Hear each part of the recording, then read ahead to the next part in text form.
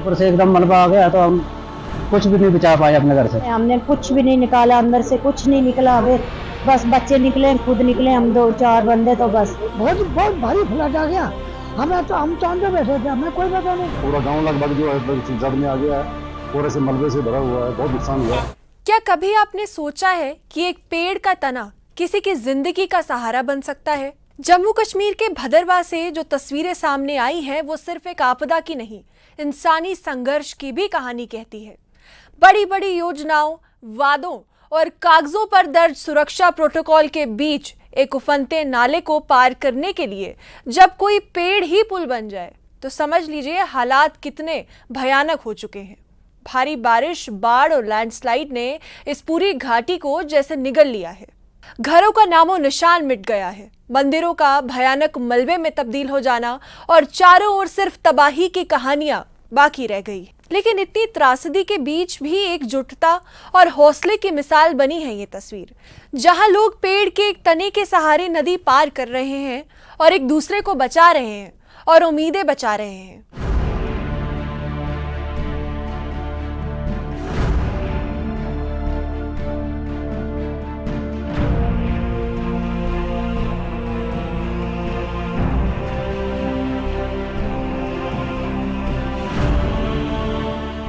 ऊपर से एकदम मलबा आ गया तो हम कुछ भी नहीं बचा पाए अपने घर से। हमने कुछ भी नहीं निकाला, अंदर से कुछ नहीं निकला। अबे बस बच्चे निकले, खुद निकले, हम दो चार बंदे तो बस। बहुत बहुत भारी फ्लड आ गया।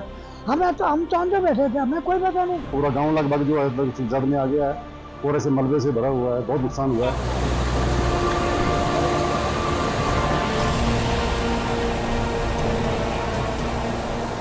ये तस्वीरें जम्मू कश्मीर के भदरवा की हैं, जहां भारी बारिश और बाढ़ ने सब कुछ तहस नहस करके रख दिया है।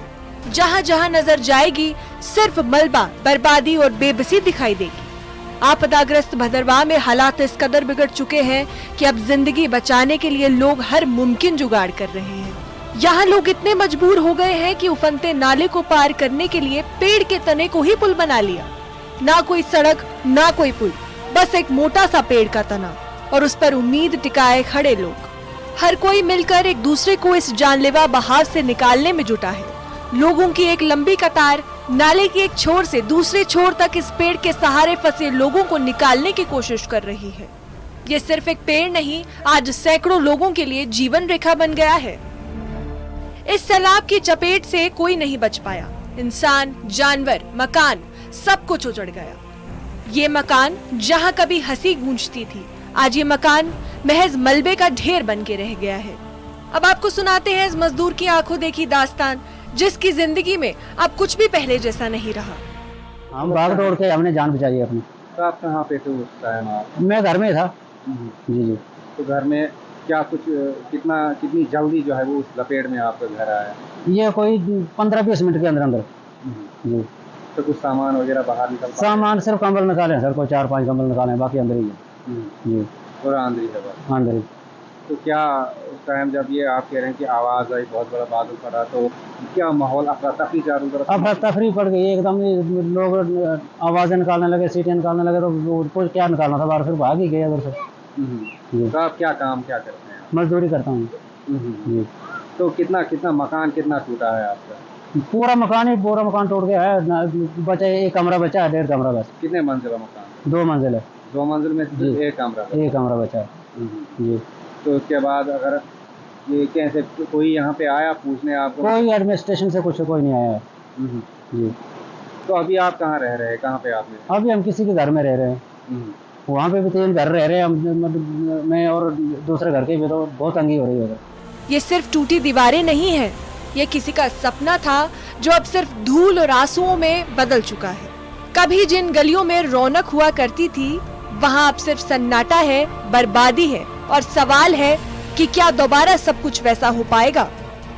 बारिश ज्यादा, 2-3 बारिश लगातार लगी तो ऊपर से मलबा आकर तो हमारे घर में हमने कुछ भी नहीं निकाला, अंदर से कुछ नहीं निकला। अबे बस बच्चे निकले, खुद निकले, हम दो चार बंदे तो बस। उसके बाद जैसे हमने अब खाली करना था, निकालना था अपना सामान, तो हम पहले गाय को लगे निकालने, भेड़ों को लगे निकालने, उनको निकाला दूसरी जगह पहुंचाया, तो तब तक जब आप अंदर आए अपने सामान के लिए तो दरवाजे बंद हो गए थे, बिल्कुल अंदर जाने के लिए कोई रास्ता ही नहीं था। तो फिर ये लड़के गए भी, इन्होंने अपने 1-2 फाइल निकाली अंदर से, तो तब तक ऊपर से आया, फिर मैंने बच्चों को निकाला बाहर, तो बस ऊपर से मलबा आया तो घर सारा मुश्किल से मकान बना। बड़ी मुश्किल से, गरीब बंदा है, दिन लगाना है तो शाम को खाना है, तो क्या खाएंगे, अब क्या करेंगे, अब जगह भी नहीं है बनाने के लिए, कहीं जगह ही नहीं है फिलहाल, क्या करेंगे, हम कैसे बनाएंगे। वो कहते हैं ना, कुदरत जब गुस्से में आती है तो कोई नहीं बचता है। प्रकृति के प्रकोप ने इस मंदिर को भी अपनी चपेट में ले लिया। बेबस लोगों का एकमात्र सहारा भगवान का ये भव्य मंदिर भी अब मात्र मलबा बन के रह गया। भदरवाह में लोगों ने पेड़ को पुल बना लिया, लेकिन प्रशासन कब तक पुल बनाकर इन टूटे सपनों तक पहुंच पाएगा। यहाँ सिर्फ घर नहीं टूटे हैं, लोगों का आत्मविश्वास, उनकी सुरक्षा की भावना और उनकी रोजमर्रा की जिंदगी भी बिखर गई है। अब वक्त है कागजी बैठकों से बाहर निकलकर जमीन पर उतरने का। जिनकी जिंदगी उजड़ गई है, उन्हें सिर्फ मदद नहीं, भरोसा चाहिए कि वो फिर से खड़े हो सकते हैं। क्योंकि जब कुदरत कहर बरपाती है तो इंसानियत का हाथ आगे बढ़ाना ही सबसे बड़ा धर्म होता है। भदरवाह की इस आपदा ने न सिर्फ मकान और मंदिर तोड़े हैं, बल्कि लोगों की जिंदगियों में भी गहरा घाव लगाया है। ये वक्त सिर्फ संवेदना जताने का नहीं, बल्कि ठोस कदम उठाने का है। लोगों की बेसहारा तस्वीरें हमें याद दिलाती हैं कि प्राकृतिक आपदाओं के सामने हम असहाय हैं, लेकिन एकजुट होकर हम उनका सामना कर सकते हैं। ये जरूरी है कि प्रशासन और समाज मिलकर प्रभावितों को सिर्फ अस्थायी राहत ही नहीं, बल्कि पुनर्निर्माण और सुरक्षा की गारंटी भी दे। क्योंकि जब तक ये आधार मजबूत नहीं होगा, तब तक भदरवाह के लोग अपने टूटे सपनों को नहीं जोड़ पाएंगे। Bureau report, network 18 JKNH। Bhaderwah में जो हालात बने हैं वो सिर्फ एक आपदा की नहीं, बल्कि हमारी जिम्मेदारी की परख है। भदरवाह में जो कुछ हुआ है वो सिर्फ एक प्राकृतिक आपदा नहीं, ये हमारी व्यवस्थाओं की, हमारी सोच की और हमारी जिम्मेदारी की भी एक गहन परीक्षा है। सवाल सिर्फ मलबे में दबे मकानों का नहीं है, सवाल उन टूटे सपनों का है जो हर दीवार के साथ गिर गए।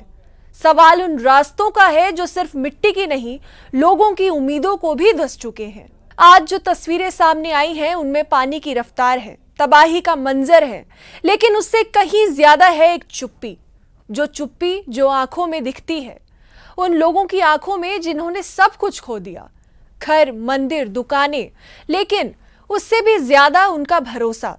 अब वक्त है कि हम सिर्फ संवेदनाएं जताएं, इतना ही नहीं, हम ठोस कदम भी उठाएं। यहाँ जरूरत है एक दीर्घकालिक योजना की, जो भविष्य में ऐसी आपदाओं से लोगों को बचा सके। सिर्फ पुल नहीं, सड़कें भी रीडिजाइन करना, मॉनसून प्रोटेक्शन इंफ्रास्ट्रक्चर और गांव में इमरजेंसी रिस्पांस सिस्टम की स्थापना भी बेहद जरूरी है। आज भदरवाह सिर्फ एक जगह नहीं, एक प्रतीक बन गया है उन तमाम इलाकों का जो बार बार कहर झेलते हैं और हर बार अपनी आवाज खो बैठते हैं।